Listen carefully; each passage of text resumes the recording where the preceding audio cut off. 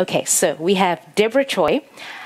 She is Managing Director and co-founder of Founderland. That's an organization. Okay, that's Deborah, everybody. Take your seat. Any seat you prefer. That's an organization building a community of women of color founders across Europe. Deborah has founded other ventures as well and raised venture capital funding. So you kind of get just about her experience and her stake in this conversation. And then we have Kjaer Bathel.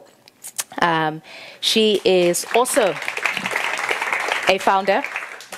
Do I say ReDi? ReDi? ReDi, as in ReDi. And that is a non-profit sort of technology school providing access to free digital education that's offering a variety of courses from computer basics to more advanced technology courses. And the target group are refugees and marginalized people. You're also going to be telling us about a program that you're working with. It's GIZ in Ethiopia.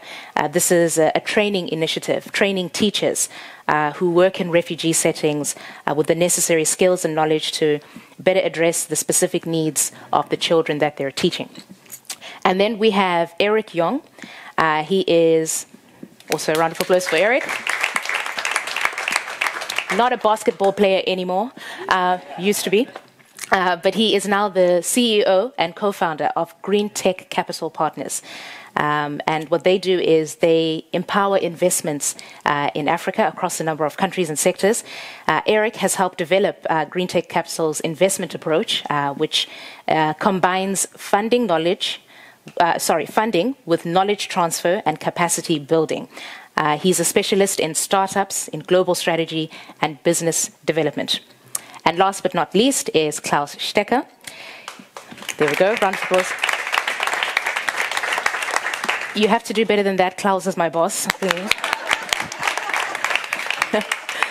He is Director of Programs for Africa at Deutsche Welle. He's responsible for radio, video, and online services in Amharic, Hausa, Kiswahili, English, French, and Portuguese for Africa. Claus has lived on the continent, reported there numerous times during several trips, has worked as a correspondent, etc. So he knows a thing or two about the continent. Guys, it's so great to be in conversation with you guys.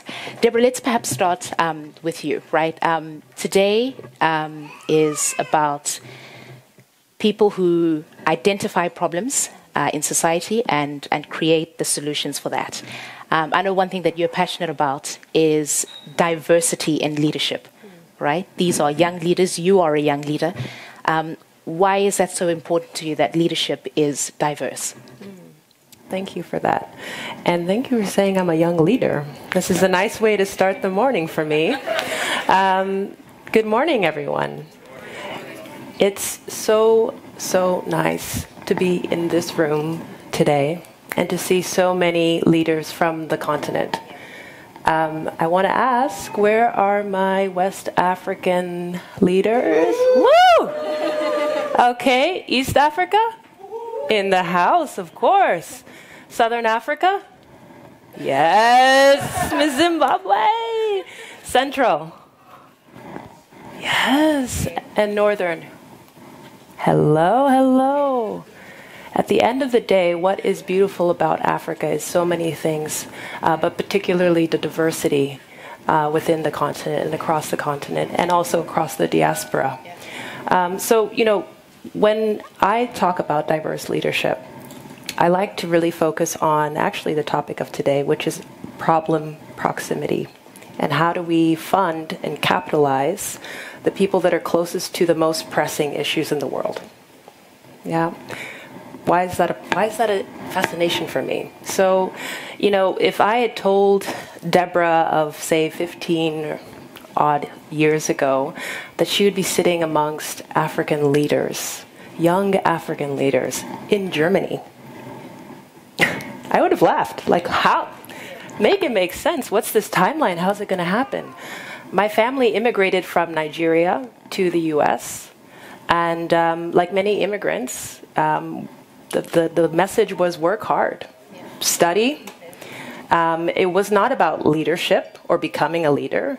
It was about education, and it was about, security. actually. And I personally actually stumbled into entrepreneurship, and now many years later and many ventures later, I feel confident to say I'm a founder, and I'm a young or youngish leader. But you know, I think that when I think about young leaders of today, and I think about the opportunity in front of you and the obstacles as well, you know, I think about a couple things. I think about community and how important this community that you are now part of is going to be in your journey. I also think about representation. We need these leaders on TV, Claus. Yes. Exactly. We need them on the radio. We need them in the newspapers, because it's not just to celebrate each other, but it's vitally important for the next generation to see you and to see what's possible by hearing your story. Yeah? So I can touch on so many things today, but I do believe that this is a beautiful day for us to kick off these conversations around problem proximity. How do we fund and capitalize the innovation that is coming out of the continent? How do we get more specific about what's happening in Africa?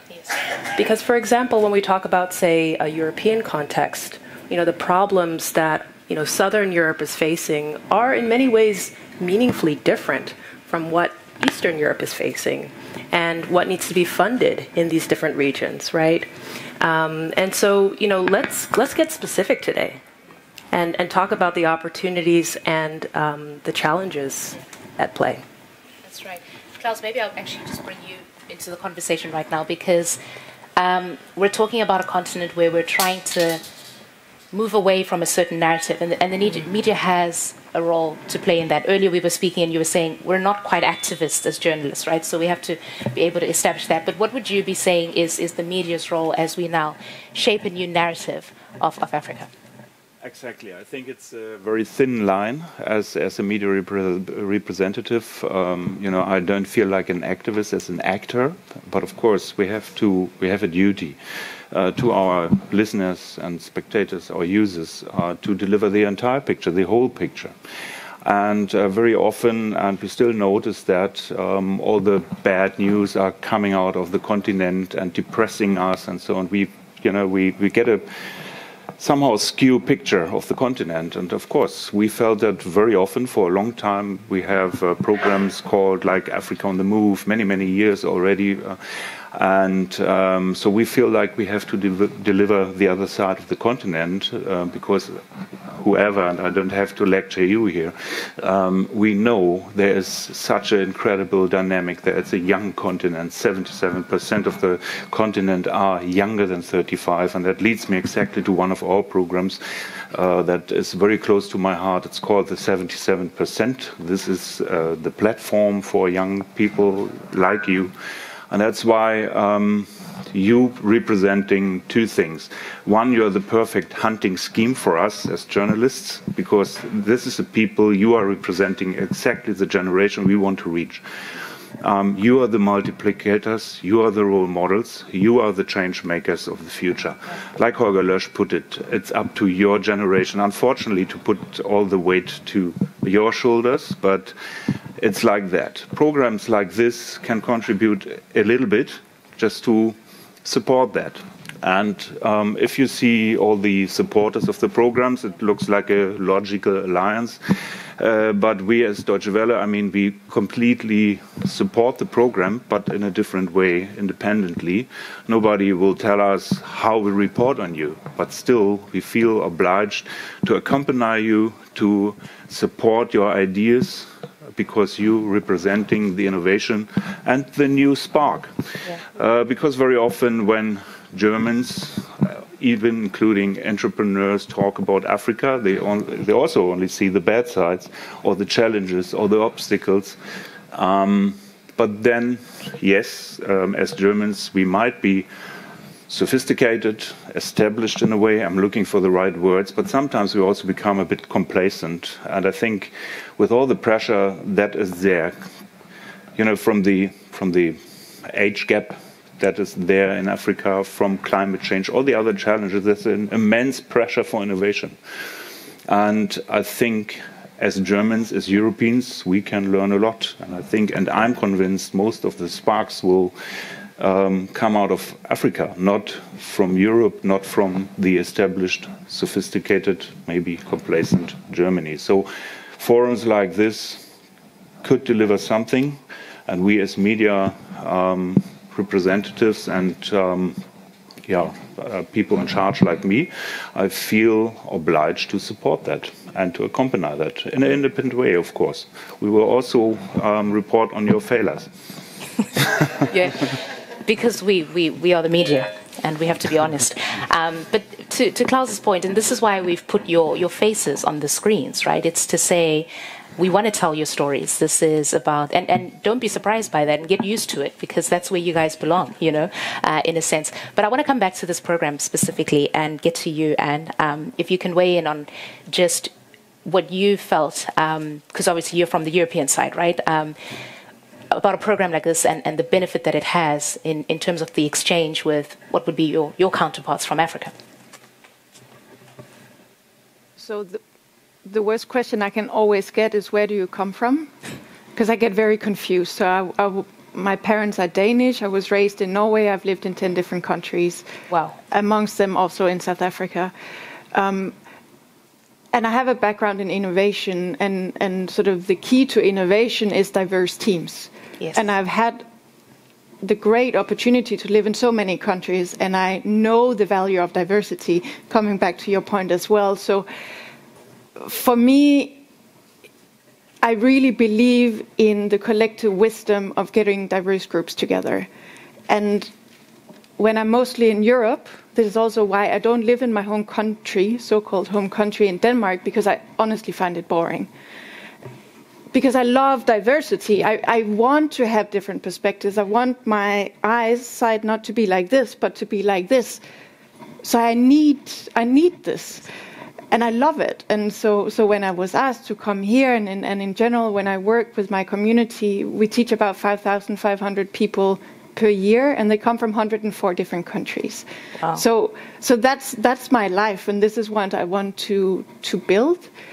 And I do think that communities have an immense power to change the world, and that all starts with human beings being connected to each other. Yes. Sometimes it means eating together, sometimes it means brainstorming together, sometimes it means dancing together, sometimes we sit on panels together. So for me, I'm just so happy to be here, and like, this is what the world looks like. But it's unfortunately not what my day-to-day world looks like when I usually go to conferences, and I do want to see that change. Yeah. Okay, and we'll get into a little bit more about exactly what you're doing later. But Erick, I would like to bring you into this conversation, because what you're doing is you're going into Africa and you're investing in businesses, but businesses that are making an impact. Just tell us a little bit about what you're doing at GREENTEC Capital. So what we're doing is really related to my background. My background is in entrepreneurship. So I'm an entrepreneur since I'm 22. So I've been through the... You look 25, so it's been up to 3 years. You're very nice, if only. But I think that during that journey, I've learned, the very long and hustle way of entrepreneurship. I've also learned the successful fundraising journey. And for me, it's really important to give the opportunity to African entrepreneurs to develop themselves and see that actually there's no ceiling to where they can go. And this is what we wanted to do with the GREENTEC. So we try to identify entrepreneurs who have great ideas. We try to see those who are very ambitious, who are targeting like 1 billion market, who have identified challenges, friction in value chains, and we're trying to support them and give them perspective in terms of what they could become. And we're trying to structure that in a way that other capital providers can see that values. Because I think that the mission of GREENTEC was to empower as much entrepreneurs as possible. So we create GREENTEC, we set up as well foundations, and all this was trying to have a systemic impact into an environment and try to support as much entrepreneurs as possible. We've been doing more than 40 investments in different sectors. So we've divided our target of investment into categories. So essentials and platform, because we wanted to invest in entrepreneurs that will also change the continent. So essential will be water, food, all the elements that are very necessary. And platform will be the alternative for the lack of infrastructures, or I would say the need of new infrastructure, more sustainable. Because now, as was mentioned before, you won't see landlines, and I think that there's probably some of the kids in Africa they don't even know what it is. So I think that financing and supporting those entrepreneurs who actually are able to integrate innovations, look globally into innovation, and integrate that in an environment and create it as a culture and a new way to behave. That is actually what we need to do. Claus, I'll bring you back into the conversation because Erick's talking about his sort of modus operandi, right, when he's looking at people and making and considering investments. You've had a role to play, and you've been a judge, weighing some of the finalists as they've come in through the program. Tell us a little bit about the thinking in that.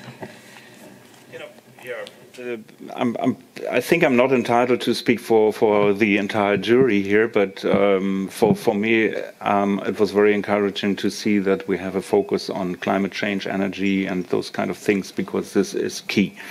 Again, I don't have to lecture you, but access to electricity is such a big problem. I mean, we only have to look at the most industrialized country of sub-Saharan Africa, which is South Africa, and to see what it means when you lose access to power. I mean, they're facing with their so-called load shedding. They face like 6, 8, sometimes 9 hours of power cuts a day now. How can you still make business on that ground? How can you grow a business from there? So back to your questions, I like this focus. I like the diversity and the mixture, because I think we, if I may say so, we looked a little bit like bringing together, a little bit like design thinking. We brought together completely different backgrounds. And this is probably where we find new solutions, new sparks, as the program intends to. So in all humility, I think this is what we're hoping to achieve, bringing together people from different backgrounds with completely different ideas. And let's talk about impact, if we can, for a little bit. And I'm affording you bragging rights, because talk to us about the impact you're having on the ground. And how you measure that impact as a social entrepreneur, if I can label you that. You can definitely label me that. So I started ReDi School back in 2015 in the so-called refugee crisis, when we could see that there was a lot of young people, especially coming from Iraq, Afghanistan, and Syria. And I was in a refugee camp, and there I met Mohammed, who was a young data scientist from Iraq. And he didn't have a laptop. And I thought, wow, we know the German industry really needs developers. There's 96,000 available jobs in the German IT industry. And then we have all these young, capable people. And when we talk to people in the refugee camps, what do you need the most? They said, I need a job. But there was no infrastructure connecting these two. And we already heard about a win-win. As a social entrepreneur, I always think in triple wins. So what is good for the people arriving, what's good for the German businesses, and ultimately what's good for society. Right. So we started a tech school teaching newcomers, we like to call it, because it's such a diverse group of people, and say, well, can we build on top of the skills that you already have and add technology to it? Because a lot of people, when you might arrive as a lawyer or you might arrive as a doctor, it's hard still to get into a job in Germany. But if you can add that tech component to it, you kind of end up with this perfect T-shaped person. So you have your skills in one area, and then you also have the technology. And I think last week I was fortunate to meet Satya Nadella, the CEO of Microsoft, who was in Berlin. And we talked specifically about this. Because this is where we have the opportunity to create real innovation, technology is everywhere in our society today. So we all need some kind of layer of technology. But if you can combine that with one of my students from Nigeria was also there, and he has a background in like climate engineering and then technology. This is really where we have incredible potential to solve the real big challenges that we really do need to figure out. So you're saying we all need to be technologically apt. Yes. If we're going to make impact, that's just part of it now, because that's what the world is all about now. Okay, were you done before I interrupted you?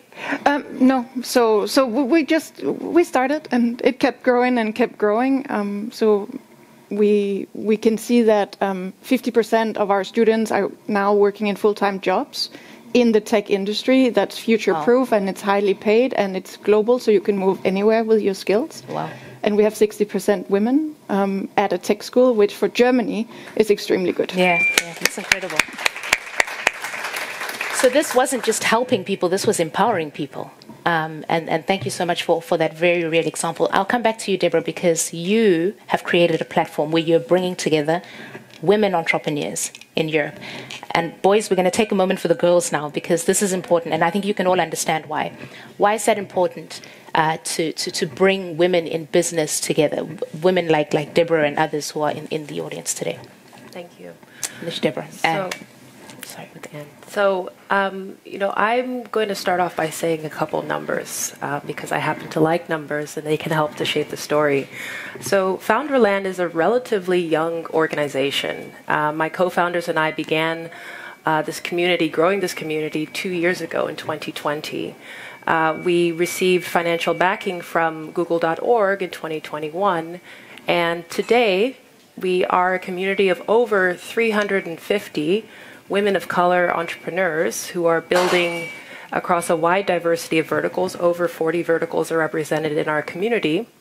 And they're also building geographically in over 22 now European countries. This group, why do we focus on this group? Women of color specifically. And who am I even talking about when I talk about women of color specifically? Well, the reality in Europe is that about 2% of venture capital goes to women-led startups, which is already a dismal number. And when you add in additional intersections of identity, such as race and ethnicity, the number drops. So less than 0.5% of that 2% goes to women of color. And by women of color, within Founderland, we're talking about women who have roots and origins in the global majority. So that is Asia, Africa, and the Americas, South, Central, and the Caribbean. And, we felt that, to address this problem of disproportionate access to capital, meanwhile, we know that talent is everywhere. This is what we're talking about today. The opportunities go to the very few. We felt that we must address the most underrepresented in order to change the game for everyone. So although with Founderland we focus on supporting women of color through community, through access to opportunities to be more visible in this ecosystem, and of course, and at the heart of it also, access to capital, we see that there's a ripple effect, not only affecting other women, broadly speaking, but other people of color and other facets of identity that are also underrepresented when we think about who can be a leader in Europe and who can be an entrepreneur. What's interesting, even though we had this kind of very specific focus, my co-founders and I, on women of color, we found that there were other facets of identity that started to kind of have an interesting impact and majority in how we look at our community and how we support our community. So over 50% of our community also have a recent migration background, which is interesting. What does that mean? It means that, when we talk about women of color, or we talk more broadly about people of color, entrepreneurs in Europe, we're also talking about a diaspora. We're talking about a community that comes from recently Africa, the continent, South America, Asia, and so forth.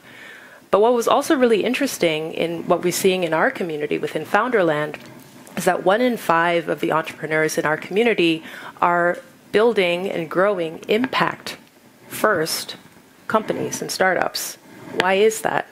I don't think it's purely altruistic. I think to go back to what I was saying earlier about problem proximity, when we think about some of the greatest problems that we're facing in this world today, unfortunately, we're over-indexing, and it's an over-representation of people of color that are grossly impacted by some of the biggest problems, whether we're talking about geopolitical shocks or food insecurity or women's rights. All of these challenges, there's unfortunately a lot more people that look like us who are facing them head on. And what we see in our community is that when you're really close to a problem and you just can't ignore it, you start to look at it differently. And you start to think, what can I do to get rid of this? What is a solution? You start to talk to people, and all of a sudden you call yourself an entrepreneur, right?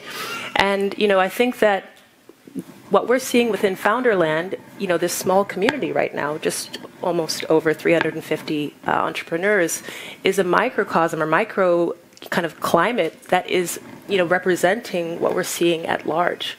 When we talk to sister organizations, building community, and looking at how do we build access to capital for women, for underrepresented people, it's really about funding individuals that are close to the problem and giving them the tools to run and find the right solutions. Yeah, and I guess it's to our female young leaders here, it's probably worth, in addition to the network that you've established here, come together as women. And, you took us through the whole continent. There's people represented from everywhere, and that would be good to have this, the young leaders, the women, connected in that way as well. So, Erick, I'll come to you. I'm going to ask Erick my last question, and then we're going to open it up to the audience because we want your questions here in as well. You said something interesting, Deborah. You said it's not just altruistic, right? It's not just the altruism. A lot of our young leaders are looking to scale up, right? To take these solutions that are maybe at a micro level and make these business ideas go big, so to say. How do they position themselves for that?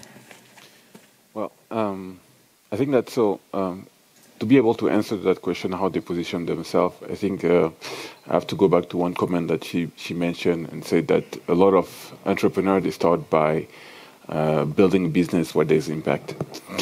There is actually a very simple reason. Most of the capital who's looking at Africa is provided by impact investors. So, okay.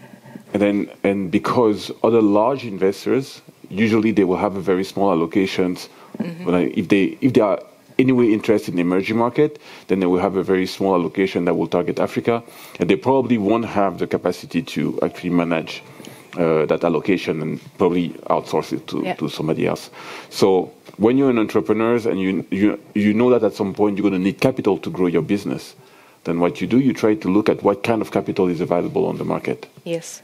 And then when you do that, it has also a very positive effect because as an entrepreneur, you have to learn what is impact. You have to learn what are the metrics they're talking about, what are the technology they're interested into it, and how you can, from your business, also connect with them. And I think that that is, and this is part of what an entrepreneur has to do when he wants to scale. First of all, to scale, he has to have a customer-centric business model. Because in Africa, we have such a large population and such a young populations that if you're customer-centric, you're definitely going to have a chance to get a large market. And that's what investors are going to look at. But then behind it, you need to understand what are the focus of the investors. Because it's an interaction, it's a relationship.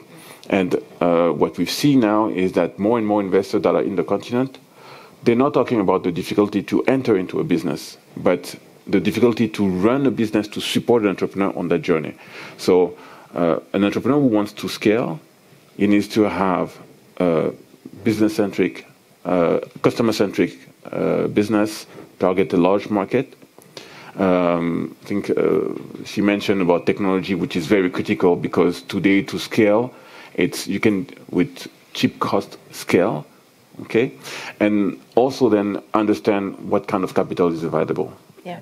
Because that is, even if today we see that the capital provided in tech-enabled companies have been multiplied by, I think, 17 over the last, I think, all of the 7-8 years, we still see that there is most of this capital goes to the very, very developed companies. So it's coming for company going to IPO. But then if you go lower, then there's less capital. There's an effort from the local market, but there's also new investor coming in. So I would say look at your investors and try to understand what they're looking at, because they need to have values into what you're doing. And I think that something that I sometimes miss with the entrepreneur who comes with the great ideas.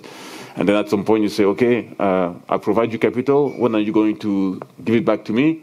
Then there is this gap. Yeah. Okay. So, yeah.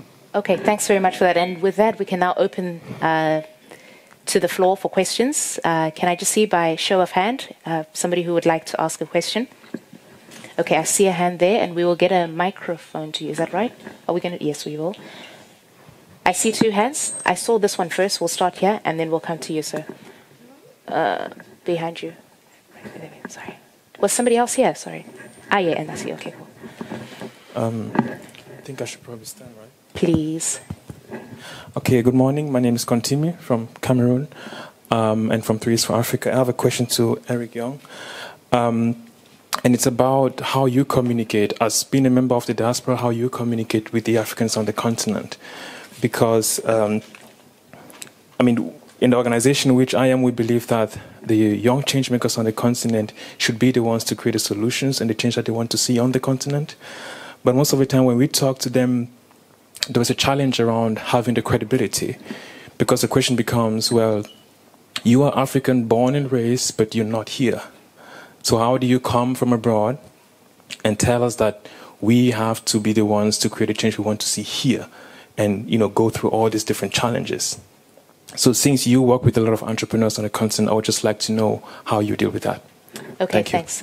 So let's do... okay, more hands are coming up now. I know.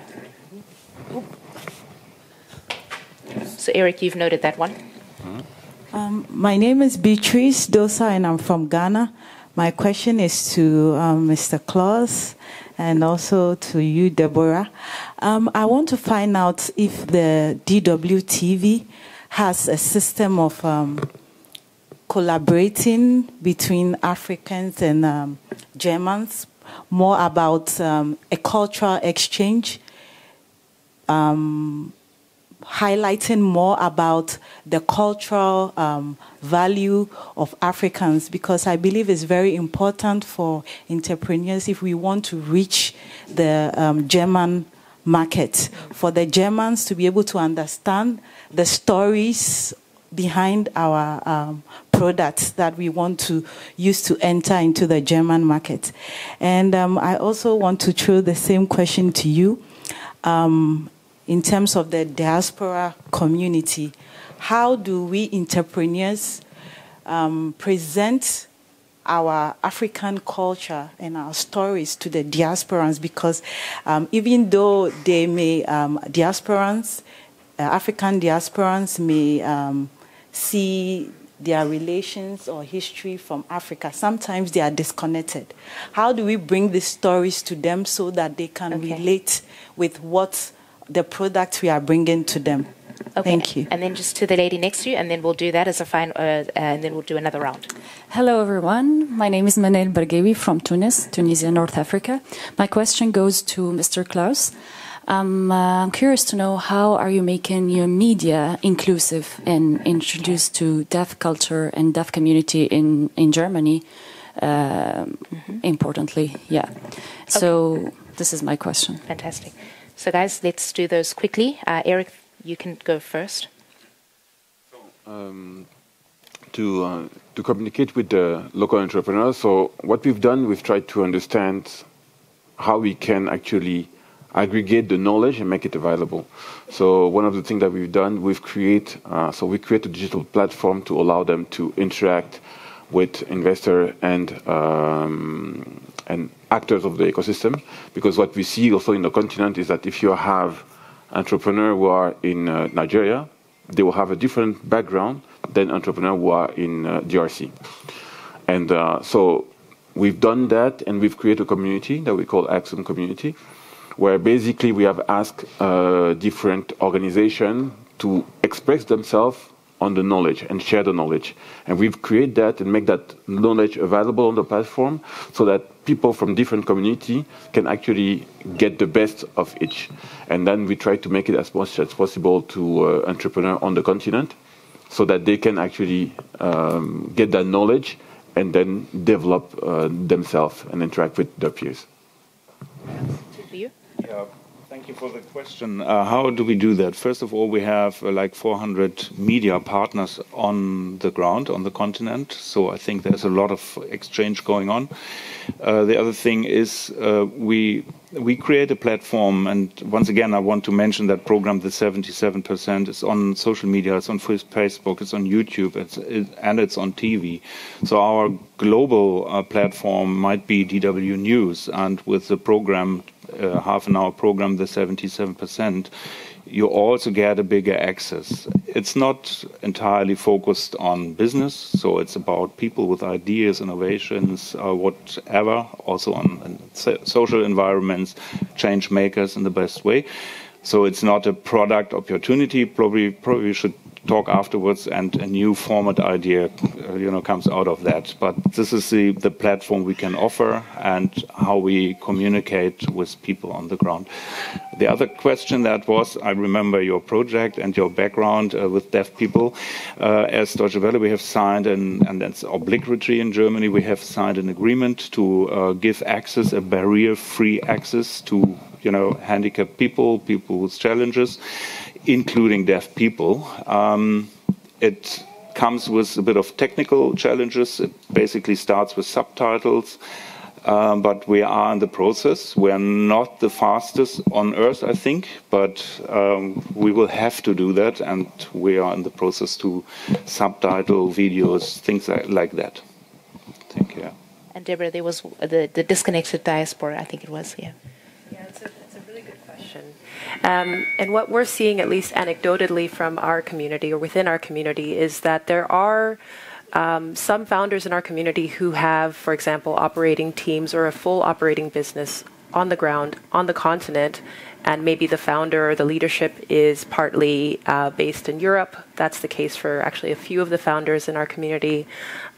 We've had meaningful conversations with founders in the community who are looking to source on their supply chain level a bit more broadly and not through, say, the conventional means that, say, entrepreneurs here in Europe might. And that does often include talking about the continent, talking about sourcing across the continent. That said, I think that, programmatically, unfortunately, it doesn't happen often enough that there is this exchange with entrepreneurs and leaders from the continent and across the diaspora. What I've seen is it tends to be community-driven and grassroots. And that being said, let's do it. Let's set up something with AGYLE and Founderland and build something virtual to start off with. But I do think that, unfortunately, there's just not enough, I think, support or resources yet to make those bridges and make them consistent. I think that it's often coming from us, feeling like, okay, we're missing something here. How do we make this connection? And then sparking something. So let's do that. Okay, just a funny anecdote that comes from. So when we started the program Africa on the Move, so we had one video report on a manufacturer. I think it was in Kenya or Uganda. I'm not too sure anymore.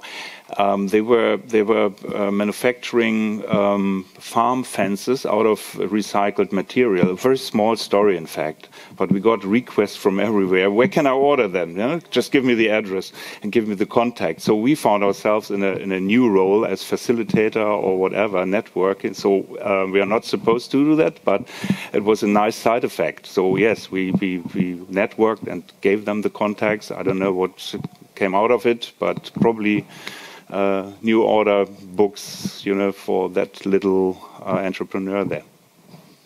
Okay, can happen.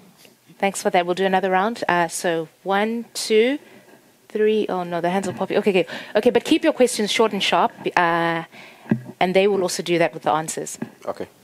Yeah. So good morning. My question is to Richard. So I think for you, Erick. Sorry. So for a fund like yours, sometimes when you also fundraising into your fund, your investors are looking at questions around what kind of entrepreneurs and startups are you looking at, and typically from the mindset of the Silicon Valley Western model of startups and entrepreneurs. How are you able to address that kind of challenge, looking at the kind of entrepreneurs you're investing in, and making sure you as a fund also don't adopt that kind of framework in choosing the kind of startups you're putting funding into? Thank you. The lady in front of you, you can hand over. Hi everyone, so my name is Kjaer.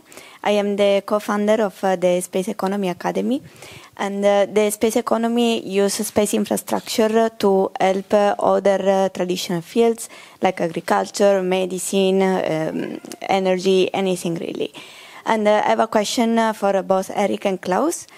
So there is a lot that could be done using the space infrastructure in Africa. And my question for Erick is if you have any program for developing entrepreneurs that use space infrastructure to bring a benefit to the African society. And the one for Claus is if you have sort of developing programs in the Deutsche Welle, not only about reporting for Africa and in Africa, but to really support the development of entrepreneurs. So programs that will really bring education and show people that maybe do not know that from space we can use satellites and bring a benefit to the farmers in Africa. Thanks for that, Kjaer. We have a hand. My name is Emmanuel. I'm from Ghana, and my question is to you, Deborah. I wanted to find out with Founderland whether you have a specific number of African founders you want to bring on board by a certain time, like the timelines, the future. And then to Claus, I wanted to find out how diversity works at DW, whether you have like a specific unit that really works on bringing in people from diverse cultures, and how you balance hiring from a diverse culture to just tick a box, or really to something that you really mean. Because some people just do it to tick a box. Okay, thank you. We have some. Please go to the gentleman who has the suede blue. Yeah, because he was one of the first with his hands up. Very much. We can hear you. Yeah. Thank you very much. My question is to Erick and to you or your boss. To Erick, besides the skills and the money, we see a lot of the entrepreneurs on the African continent doing a lot, but sometimes they are not breaking through the roof. What is the challenge? What are some of the challenges you've observed, and how can they be addressed, since a lot of the people here also deal with entrepreneurs and supporting entrepreneurs? And to you and your boss, it's being part of this platform, and you talked about putting us up there, which is very good. Is there an initiative you're thinking about of projecting or profiling the activities that members are engaged in? Because, the storytelling on bigger platform also would give the members or the people here the opportunity to take their activities to the next level. That is also the question. So it's above my pay grade, so I'll give it to my boss. So let's stop now. We will do this round because they might forget the questions you've asked, and then we'll do one more. Okay. So who wants to start? Maybe Erick. There was So I think that the first question was regarding the Silicon Valley model. So I think that first of all to know is that the Silicon Valley model is based on communication, large amount of capital thrown into the company to gain time, which is actually something that can at all not work in Africa, because first you don't have the flow of capital that you have in Silicon Valley, number one, and number two, the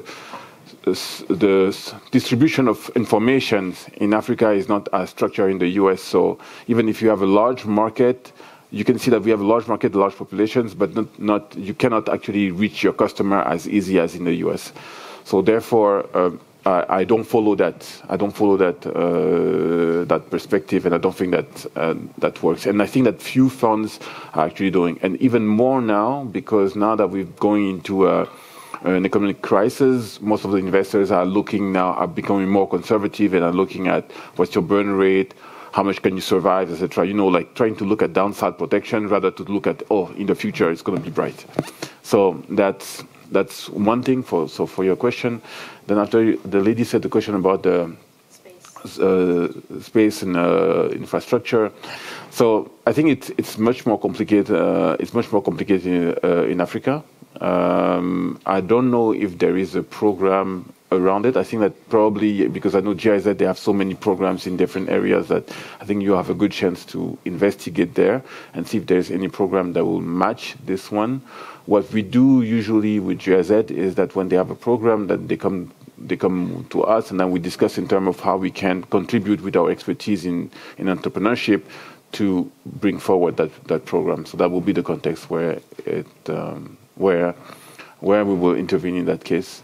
And for the last question of the gentleman regarding what the ceiling, I think that one of the biggest challenges is that the informations. You have a lot of investment that have been made on the continent. Basically, if you look at the angel investment community, they invest every year at least 100 million every year in Africa.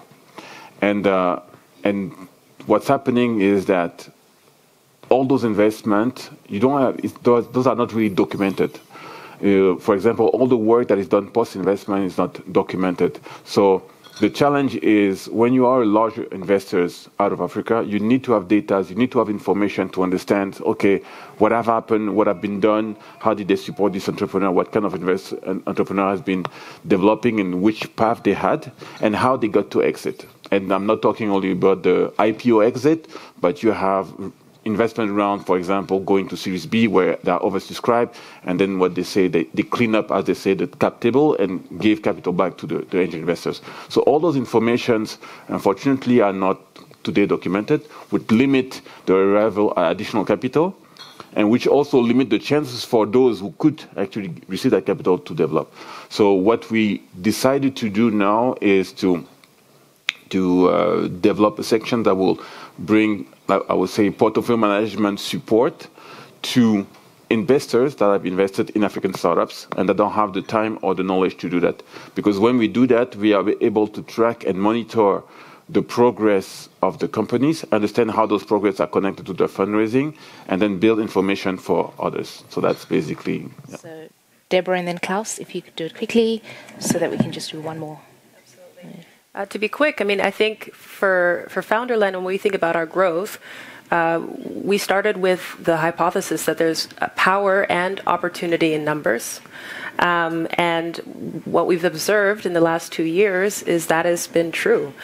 So here we are near the end of the year, and with our growth rate, we should be very close to 500 women of color entrepreneurs in the community by the end of 2022. And this growth, these numbers matter. What that means is it's opened up opportunities for founders in our community to be on stages. It's brought partners to us, and we've been able to then, bring greater opportunity to underrepresented founders, and where we want to get to. So we have a lot of ambition there. One thing is clear, though, that we want to get more specific over time. So we started it off by talking about women of color, and obviously there are additional intersections within that very large group that we want to address with support, with programming, and also with capital. First question was like, what can we do as Deutsche Welle to support business ideas and to organize a change, right? So I think... and I'm a humble person, and one shouldn't overrate the role of Deutsche Welle, but we reach like 78 million people weekly in sub-Saharan Africa, so I think you will have an audience, so when you get access to it. How can we organize a process? I would rather leave that to our training arm. We have a training arm called DW Academy. They offer a lot of training programs in the media sector and around it, including business models. So they even, they train young entrepreneurs, local radio founder, and those to develop a sustainable business model, things like that. I think that's what we do. We're still media. The other thing was the diversity. I think, that was one of the questions. It was the space.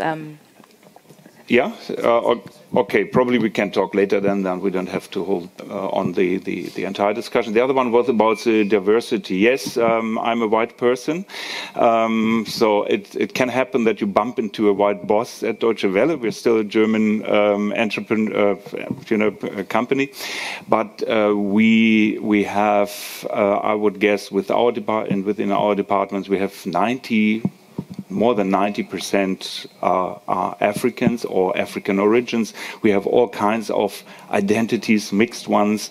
When we started counting, and just to get an overview, we found out that we have employees within the Africa department from 5 different continents. So we have all kinds of identities you can imagine.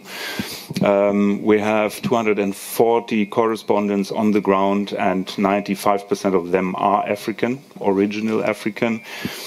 But to come to your question, we are not lazy, so we're looking into the process. We had a diversity process going on for over a year, just to identify and really put under the microscope, do we still have structural obstacles for people of color to get into higher positions, for instance? And yes, one of the conditions was German as the mother tongue.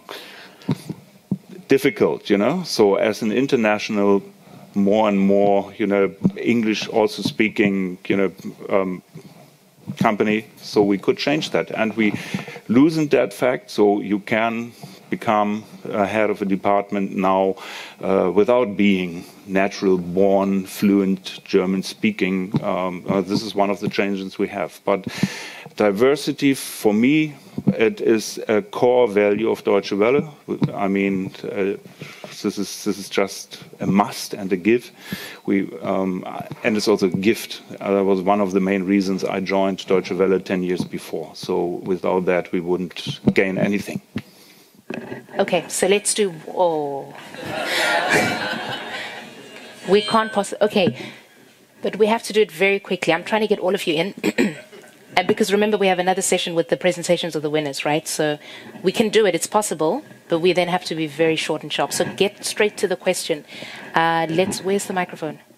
And keep the hands up so we know where they are. Where is the microphone? Who's got it? Okay, yeah, there we go. Okay, let's start. At the back, just where you are. Yeah, so. Hi, good morning, everyone. My name is Obrist. I'm from Ethiopia, and I work with UNHCR Ethiopia. So my question is for Anne. I'm super excited to learn about what your organization is doing in terms of digital integration for refugees. So my question is that, as of June 2022, we have 800,000+ refugees, alone in Ethiopia. So my question is that, do you have a plan or already started an initiative in terms of extending your support, your program to refugees who are still back in Africa? They could be waiting for their resettlement programs, or they could be still in the camp after getting the refugee status. So do you have that plan? Because I know the government is interested because of the CRRF, and also there should be donors somewhere out there who's interested to fund this. So what do you think? Thank you. Thank you. And then I think there was somebody in front of you, was it? Right, yes, to the lady in front. Thank you. Hi, my name is Mari Ren Seshi. I'm from Ghana. I'm CEO and co-founder of Kola Market. We are a B2B integrated marketplace that's leveraging machine learning to provide insights to SMEs. My question is to you, Deborah. You mentioned in the beginning that it's important to tell our stories so that the next generation can see an example. I know in the 30 minutes I've been here, I've been super inspired by you. So my question is, beyond the panel, I know you're not presently actively in Africa, but I know I have struggled as a female, founder in Accra, Ghana. Even when you're in meetings with VCs who say they have a focus on women, there's 4 men there. and you're the only woman. So I'm curious, how do you believe, from here, we can leverage partnerships between, say, you and Erick, for instance, where we can start to build those communities for us as young leaders from AGYLE, so we move beyond the true altruism, beyond the panel, so we can start to see some impact for ourselves. Thank you. Thank you for that. Let's move the mic quickly to the lady there. So we're coming forward. Hey, my name is Afef. I'm from Tunisia, North Africa, and I'm working with a Dutch NGO called HIVOS. It's a foundation working on the climate, gender equality, and freedom of expression. So it's not a question, but it's a suggestion for Deutsche Welle about how to present the startups or how to show the achievement of the startups is, for example, working on a series of bootcasts with the startups all over Africa. For example, I personally developing some bootcasts personally with NGOs or organizations to share best practices. So seeing that you have a good, let's say, network and audience, and this is your work, like the media and so on, so this will be very interesting to show the work of other startups sharing best practices or fake story, or not if they didn't succeed or so on. So that's it. Okay, thank you. In front of you, just hand it over to the gentleman in front of you. Okay. Well, thank you. So usually I wear many hats, but I'm not wearing one today. I keep it down. The 18th SDG is agile, so let's keep that really on point, and then exactly.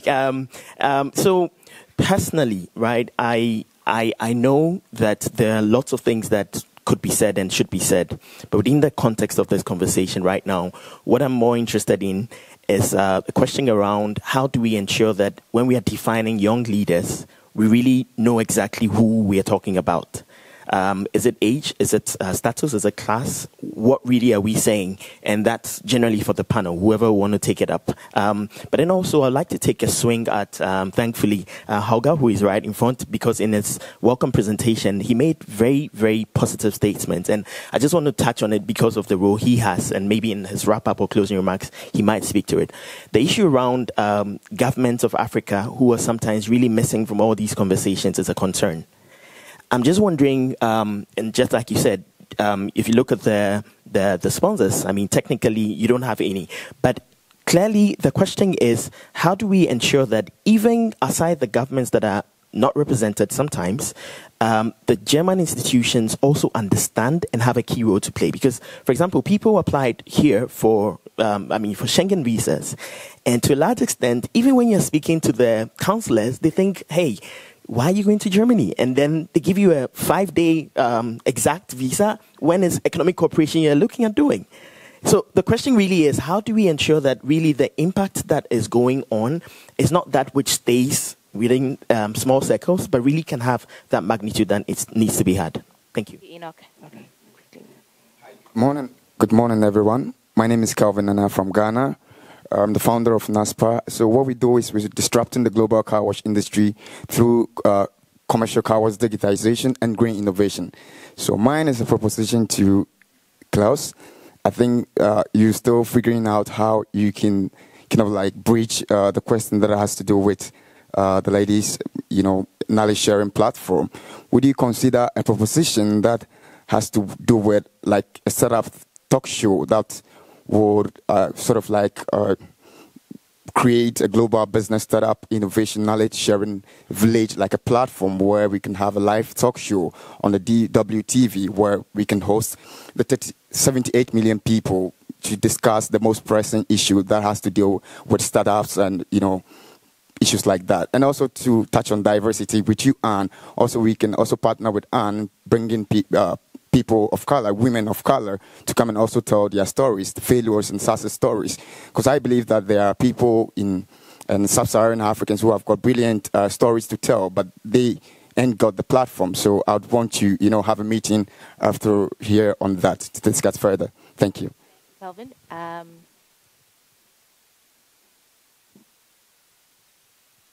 the last 3 hands, 1, 2, 3. Good morning. Thank you. My name is Kumbila Ichpaza from Deutsche Connect here in Germany. I'm also from Zimbabwe, and greetings to Christine. Thank you, Zimbabwe. My question goes to Erick. I've known you for a long time, and great work with GreenTec Capital Partners. But please, boss, we need today to leave here knowing that GreenTec Capital is going to invest somehow with the agile leaders and business people that we have here. So please, already have a plan for us. Thank you. Next. My question is actually to Holger. We've been talking about partnerships, but the problem is a lot of times when we talk about partnerships, a lot is established in Germany, and we don't really have an eye-on-eye partnership. What is BDI doing to make sure to also get these impulses from the continent and not just creating the narrative in Germany? And then to the gentleman in front of you. Hi, my name is Justice Bedu. I'm a journalist based in Accra, Ghana. So obviously my question will go to Claus. So I think the DW obviously is doing a lot in reaching audience in Africa, but I think there's a lot more that could be done. And in doing that, I want to know what the organization has in mind for independent journalists in Africa. One of the biggest challenges that people face, including myself, is funding to do independent journalism and creating content. And I know the DW is already doing a lot in terms of programming that is targeted at young people.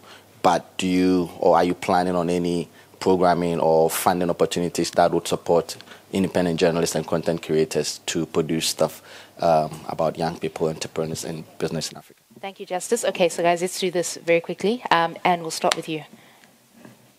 So I'm very happy that the question came from Ethiopia, because we are indeed already working in Ethiopia. We started a collaboration with the GIZ earlier this year. So at the moment we're teaching 300 people in Addis Ababa. We're focusing on learning experience design. So it's slightly different, but it's also got a tech component. But we're really looking at how can we digitize all the learning materials in agriculture and make that available on mobile devices so that we can bring upskilling to the farmers who are fighting climate change where it's happening. So ReDi School is already starting, and for us it was really a pilot to learn, can we actually be effective? Can we have an impact in Ethiopia? And if this is working, what's the next step that we can do? Because we know that most of the internally displaced people are usually going to the next country.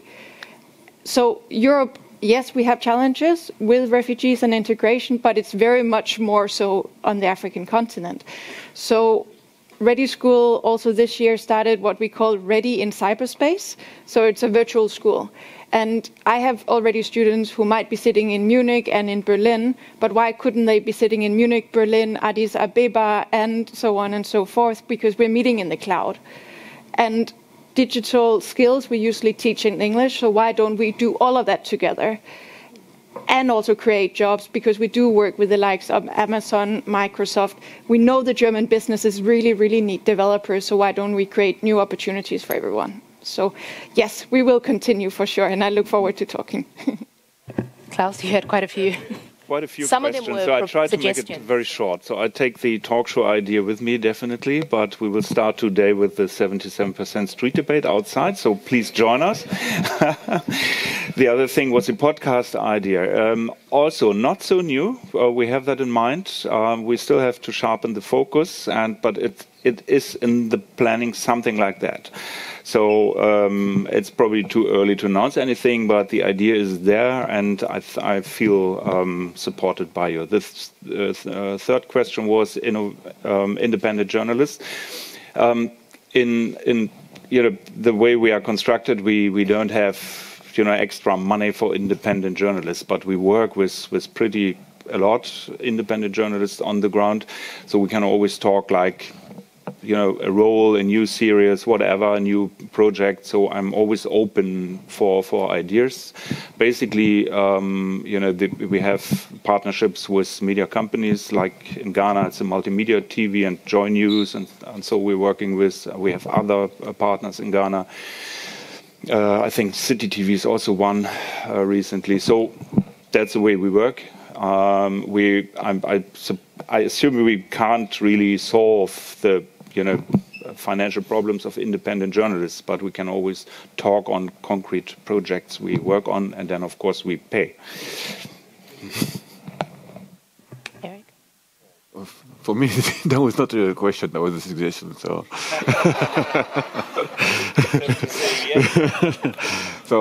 no, just to say that, of course, we're trying as much as we can to support different entrepreneurs, and when we can invest, we do invest.